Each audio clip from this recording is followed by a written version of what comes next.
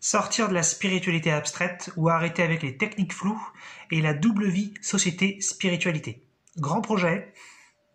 Je vais vous partager un témoignage, une période d'horreur que j'ai vécue concernant la spiritualité. J'ai vécu pas mal de trucs difficiles, mais là je vais vous en partager un. Voilà, donc je vais parler un petit peu de ce que j'appelle la spiritualité laïque, la spiritualité émergente. Des références aussi que j'emploie pas souvent, comme la loi de l'attraction, ça pourrait être aussi cette conversation avec Dieu. Voilà, il y en a bien sûr plein. C'est un petit peu les trois références avec lesquelles je me suis un petit peu construit, en tout cas quand j'ai démarré ma spiritualité, c'est pour ça que je les cite. Mais voilà, donc voilà, qu'est-ce que j'entends par tout ça, et puis qu'est-ce qui m'est arrivé, et pourquoi maintenant donc j'ai changé de discours par rapport à la spiritualité. Voilà. Qu'en fait, ce qui se passe, c'est que donc moi je découvre un petit peu la spiritualité fin 2014 et je me mets vraiment à fond dedans donc en 2015 et je découvre un petit peu donc ces références à fond. STRX 7 et puis Neale Donald Walsch pour Conversation avec Dieu. Et puis voilà, et puis après il y a plein d'autres trucs, je découvre plein de choses, je découvre des documentaires vachement intéressants et puis je rencontre plein de gens, je fais plein de sorties où voilà, je rencontre plein de gens différents et on parle de ça et j'évolue comme ça. Et ça se fait comme ça sur plusieurs années. Et le truc principal sur lequel vraiment je me documente et j'étudie et j'expérimente et je pratique, c'est la loi de l'attraction. Ça a toujours été vraiment le truc le plus important pour moi, le plus intéressant, puisque je me suis toujours dit, alors peut-être que c'est un petit peu rationnel, peut-être que c'est un petit peu mental, mais je m'étais toujours dit, à partir du moment où je sais comment créer ma réalité, ben c'est bon, je suis tranquille, je peux faire tout ce que je veux. Donc c'est le truc principal, il faut que je maîtrise l'art de la manifestation, il faut que je maîtrise donc la loi de l'attraction ou le don d'attirer à soi ce qu'on veut. Et donc voilà, j'étudie vraiment tout ça, je passe vachement de temps, je découvre donc comme je dis plein de supports différents, il y a aussi j'écoute des audios, voilà, je fais plein de recherches, je lis des articles, voilà, je passe beaucoup de temps. Et puis même à un moment donné, je me fais même une sorte de rythme où quotidiennement j'étudie plusieurs heures par jour de tout ça, pas que sur l'attraction, mais plein de sujets de spiritualité. Et je me souviens, je fais même un pic où j'ai même fait une période où je faisais 6 heures par jour. Et j'étudiais donc plein de choses comme ça, et j'étais passionné par tout ça, et je voulais vraiment en fin de compte développer ça. Et puis ce qui s'est passé, c'est que quand vous passez beaucoup de temps à étudier sur quelque chose, bah forcément vous progressez parce que vous accumulez vos connaissances, et donc les choses deviennent, voilà, vous avez un recul toujours plus grand. Et comme j'ai expérimenté beaucoup sur la création de réalité, avec le temps, j'avais toujours ce sentiment de ah oui, je comprends mieux la loi d'attraction, je comprends mieux comment ça fonctionne. Effectivement, il s'est passé ça, ça veut dire ça. Je faisais plein de liens. Donc c'était super intéressant et j'avais toujours ce sentiment que je montais en puissance. Et comme je l'avais déjà dit dans la vidéo de la conscience et de la puissance, c'est une totale illusion ça, c'est un des trucs ça, dont déjà je me suis rendu compte avec le temps, c'est qu'effectivement clairement j'avais progressé en conscience sur la loi d'attraction et sur des expériences, j'avais réussi à manifester pas mal de trucs, il y avait plein de trucs que j'avais pas du tout réussi à manifester, mais quand même je commençais à avoir une bonne expérience. Mais si j'étais honnête, je me rendais compte que j'avais pas la puissance de décider vraiment de ce qui m'arrivait et vraiment de créer mon existence sur Terre et de vraiment de créer ma réalité. Et c'était vraiment ce que je voulais. Et je n'avais pas vraiment progressé là-dessus. Et donc ça, c'est un petit peu les trucs comme ça qui se sont mis en place, c'est que j'avais étudié beaucoup de choses et je me rendais compte qu'après toutes ces années, sur 5 ans, c'est-à-dire à peu près 5-6 ans, je me suis rendu compte que j'avais développé une conscience énorme et finalement une puissance très faible. Et je me suis dit, c'est quoi ce bordel ? Comment ça se fait que j'en suis arrivé là? Pourtant, je m'y suis mis à fond et je suis allé beaucoup plus loin que la moyenne de ceux qui s'intéressaient à ça, parce que quand je vous dis que j'étais arrivé à un pic où je faisais 6 heures par jour, j'étais au taquet, je faisais à la fois de la théorie, je faisais aussi de la pratique, je faisais plein de choses et j'aimais bien. Et donc on arrive à peu près, donc je traverse plein de choses, plein d'étapes, et c'est arrivé donc mi 2020, donc l'année dernière, puisque là on est fin 2021, mi 2020, été 2020, en fait j'avais réussi à manifester pas mal de trucs en début d'année 2020, et j'ai réalisé que j'arrivais pas à contrôler mes émotions, et puis donc ça veut dire que même si j'arrivais à manifester pas mal de trucs, j'étais pas toujours dans l'appréciation de ce que je manifestais. Donc ça a été un premier problème que j'ai rencontré. Je me suis dit, mais même si j'arrive à manifester plein de trucs et que je peux pas contrôler finalement ce que je ressens, donc je peux pas faire de la création d'émotions ou de la gestion d'émotions conscientes et directes, et ben finalement à quoi ça sert? Et même après je me suis rendu compte que même quand je manifestais des trucs, c'était pas vraiment nickel, c'était pas vraiment comme je voulais et j'avais quand même des problèmes avec. Et là j'ai un petit peu déchanté et sur l'été un petit peu 2020 ou plutôt ouais août, septembre, octobre. On s'en fout, hein, c'est la période qui compte. Là, j'ai traversé donc une période absolument horrible, et c'est celle-là que je voulais partager puisque je trouve ça super intéressant. Enfin après coup évidemment. Hein. J'ai traversé une sorte je vais appeler ça du néant désespoir. Et je pense qu'on n'est pas beaucoup sur Terre à avoir vécu ça. Il y a sans doute bien sûr des gens qui ont vécu des trucs bien pires que moi, qui ont traversé ça, c'est évident. Mais je pense que c'est un truc assez rare. En fait, c'est quand vous croyez plus en rien du tout, et que vous avez, c'est difficile à décrire en fait, et que vous avez un sentiment d'impasse, mais pas l'impasse sur un domaine, l'impasse sur l'existence, l'impasse sur la totalité, l'impasse sur le tout, l'impasse sur le divin. Et c'est donc on est sur un désespoir d'une profondeur totale, mais c'est le summum parce qu'en fait il y a plus rien.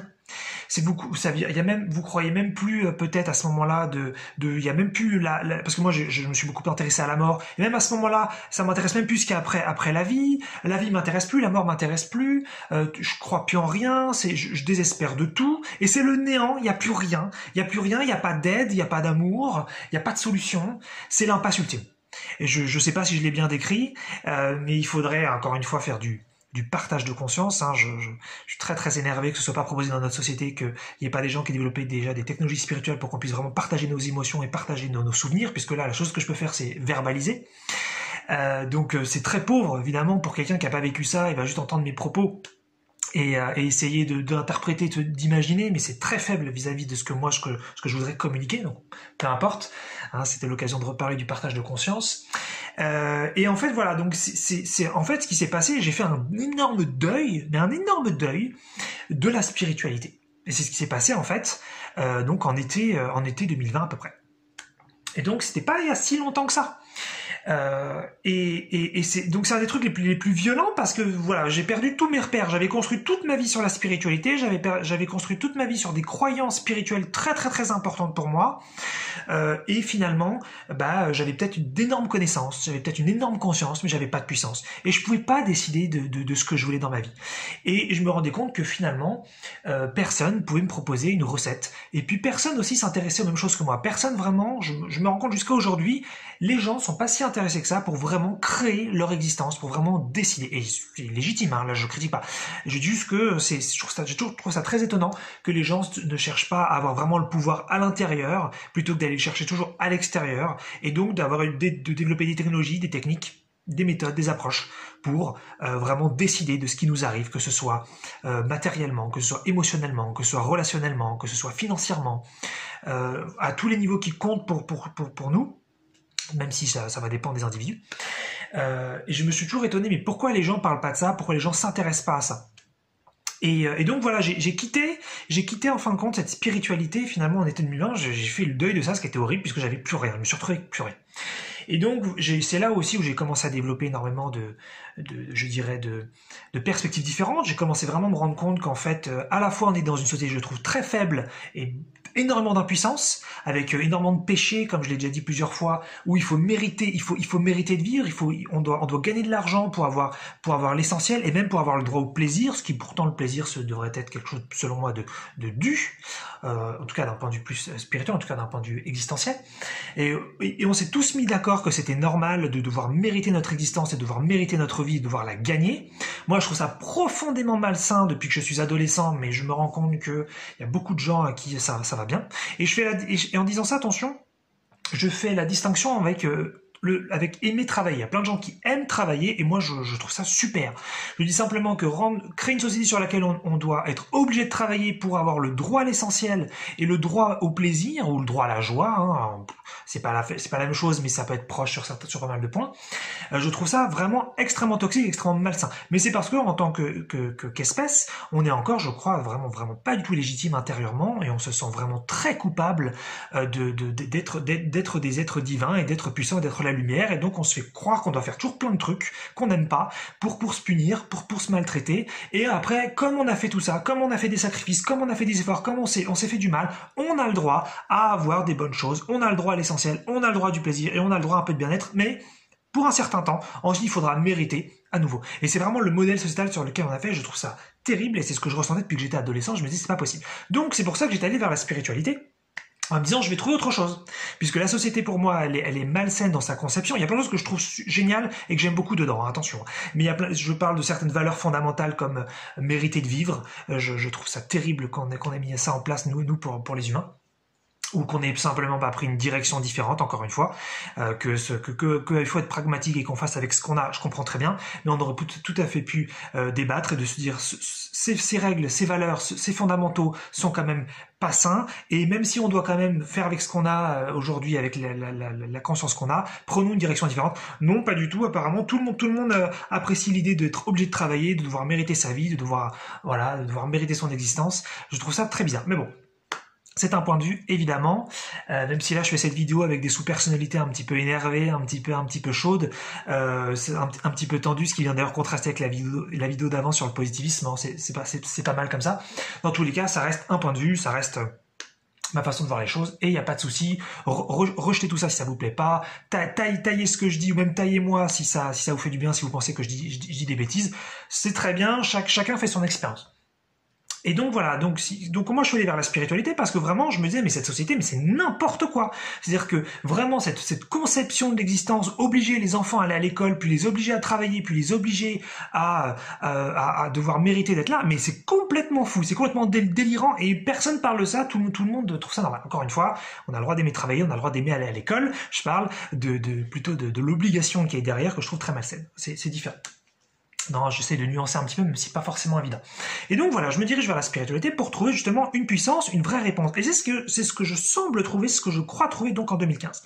Mais finalement, après environ donc 5 ans, si on prend 2015-2020, eh bien je me rends compte que certes, je suis beaucoup plus conscient, je sais beaucoup plus de choses, et j'ai expérimenté beaucoup plus de trucs, et tant mieux, et c'est cool, et je regrette pas du tout, mais j'ai pas plus de puissance. Et voilà, et ce qui fait que je me suis rendu compte qu'en fait, chez les spiritualistes, parce que j'ai rencontré donc plein de gens très conscients, très développés spirituellement, j'ai rencontré plein de gens qui étaient relativement quand même plus conscients que moi sur pas mal de sujets, donc voilà, j'ai pu quand même un petit peu mesurer ça, et je me suis rendu compte que la plupart des spiritualistes, ils mènent une double vie.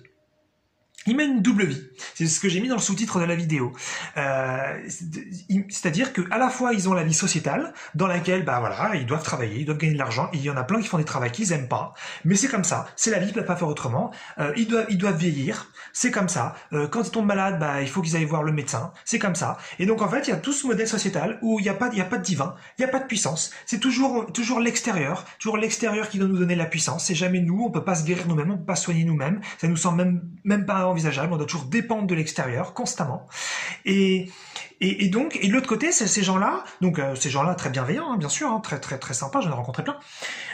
Et bien, ils développent une spiritualité très profonde, et une sorte de philosophie, une sorte d'abstraction, une sorte de quelque chose de sympa qui leur apporte une certaine paix intérieure. Donc pas un truc inutile, c'est cool. Mais je comprends pas. C'est ça un petit peu le message de cette vidéo. Mais c'est que il y a vraiment, moi je propose.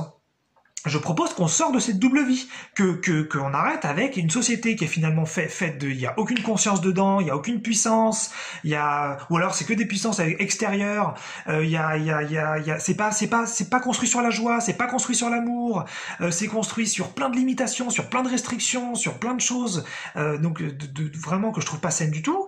Et de l'autre côté, on va dans une spiritualité qui est magnifique, qui est faite d'amour, qui est faite de choses merveilleuses, mais les deux se mélangent pas. On continue d'avoir une approche très bizarre et de pas être puissant même avec notre spiritualité, puisque la spiritualité que l'on développe, donc la spiritualité moderne, la spiritualité contemporaine, eh bien, ce n'est pas une spiritualité qui apporte de la puissance. Il n'y a pas de recette. Il n'y a pas de technique qui permet d'avoir un résultat répétable, et ce, à l'infini, parce que c'est le but d'une technologie, qu'elle puisse être démocratisée, et qu'ensuite, on ait accès à des mêmes résultats, à des mêmes phénomènes. Et ça, c'est pas proposé.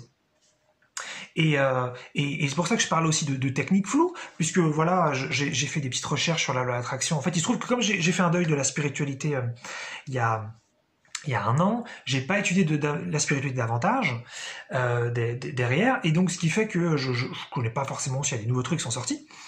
Et je me rends compte que c'est toujours un petit peu la même chose, parce que là, par exemple, j'ai découvert apparemment sur la loi d'attraction, il y aurait, hein, je suis pas sûr de ce que je dis, mais il y aurait une nouvelle technique qui est sortie qui s'appelle la méthode 369, liée à Nikola Tesla, et voilà, et je me dis, ah tiens, un truc dont j'avais pas entendu parler, je regarde, et c'est toujours la même chose, toujours des suggestions, des affirmations, il y a jamais de puissance, il y a jamais de certitude, il y a jamais de décision, on est toujours dans une forme d'espoir, on est toujours dans une forme de, j'envoie de l'information dans le non physique et on verra bien ce qui revient, il y a aucun contrôle, et il y a pas de création, en tout cas moi ce que j'appelle vraiment création. Et donc c'est ça pour moi aujourd'hui la spiritualité, c'est une philosophie, c'est des techniques floues, c'est quelque chose qui peut apporter une certaine paix intérieure et qui peut donc être utile, qui peut être sympa. Et ça me fait penser, je regardais une vidéo d'Eckhart Tolle où il parlait justement de la manifestation, je ferai peut-être une vidéo là-dessus plus tard. Et dans la vidéo, pour ceux que ça passe, c'est quelqu'un qui est à fond dans l'instant présent et qui donne plein d'enseignements là-dessus.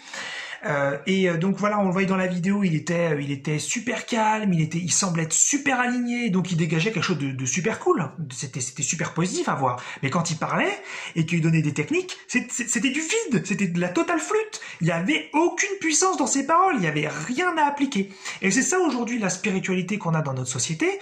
Pour moi, c'est de la grosse flûte. C'est des belles idées qui peuvent apporter une certaine émotionnalité, qui peuvent apporter un certain équilibre. Donc ce n'est pas à jeter.